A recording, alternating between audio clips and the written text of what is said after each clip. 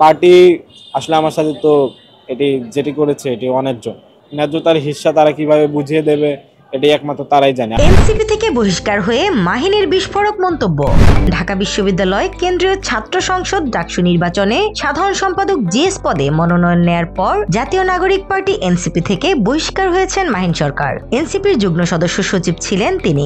এই ঘটনায় মাহিন নিজের ভেরিফাইড ফেসবুক অ্যাকাউন্টে প্রতিক্রিয়া জানিয়েছেন। সোমবার মধ্যরাতে দেওয়া পোস্টে মাহিন লেখেন, আমি তাদের একজন যার হাতে অভ্যুত্থানের ব্যানারে বৈষম্য বিরোধী ছাত্র আন্দোলন গঠিত হয়েছিল। অন্তত আমার কথাগুলো বলার সুযোগ দেওয়া উচিত ছিল। তিনি লেখেন, মাহিন সরকারের তার অনাগত সন্তানের কাছে বলার মতো গল্প আছে। মাহিন সরকার ঢাকা বিশ্ববিদ্যালয় ক্যাম্পাসকে তার রক্ত দিয়ে রাঙিয়েছে। গান পয়েন্টে 6 জন সমন্বয়কের কর্মসূচি প্রত্যাহারের পর মাহিন সরকার বলেছিলেন মানি না। মাহিন সরকার সহ 4 জন সমন্বয়কই বাকি সমন্বয়কদের বৈধতা দিয়েছে।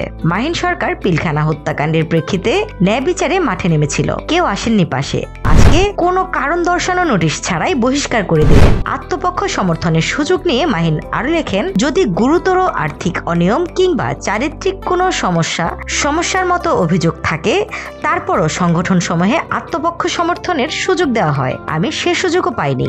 এটা সামগ্রিকভাবে নবগঠিত রাজনৈতিক দলের জন্য ক্ষতিকর হয়ে গেল। আমি সবসময় বিশ্বাস করি বিজয় আসমান থেকেই আসে, জমিনে তার প্রতিফলন হয় মাত্র। এর আগে গতকাল সোমবার দিবাগত রাতে গুরুতর শৃঙ্খলা ভঙ্গ অভিযোগে মাহিন সরকারকে এনসিপি থেকে বহিষ্কার করা হয়। এনসিপির যুগ্ম সাধারণ সচিব সালেউদ্দিন সিফাতের পাঠানো সংবাদ বিজ্ঞপ্তিতে বলা হয়, গুরুতর দলীয় শৃঙ্খলা ভঙ্গের কারণে মাহিন সরকারকে তার পদ ও দায়িত্ব থেকে আহ্বায়ক ও সদস্য সচিবের নির্দেশক্রমে পরবর্তী নির্দেশ না দেওয়া পর্যন্ত বহিষ্কার করা হয়েছে। এই বহিষ্কারাদেশ সোমবার থেকে কার্যকর হবে এবং পরবর্তী নির্দেশ না দেওয়া পর্যন্ত বহাল থাকবে। উল্লেখ্য, গত সোমবার দুপুরে ডিইইউ ফার্স্ট নামে একটি স্বতন্ত্র প্যানেল থেকে ডাকসুর কেন্দ্রীয় সংসদের জিএস পদে প্রার্থী হওয়ার ঘোষণা দেন মাহিন সরকার। স্নিগ্ধা আখি, দৈনিক নতুন সময়, ঢাকা।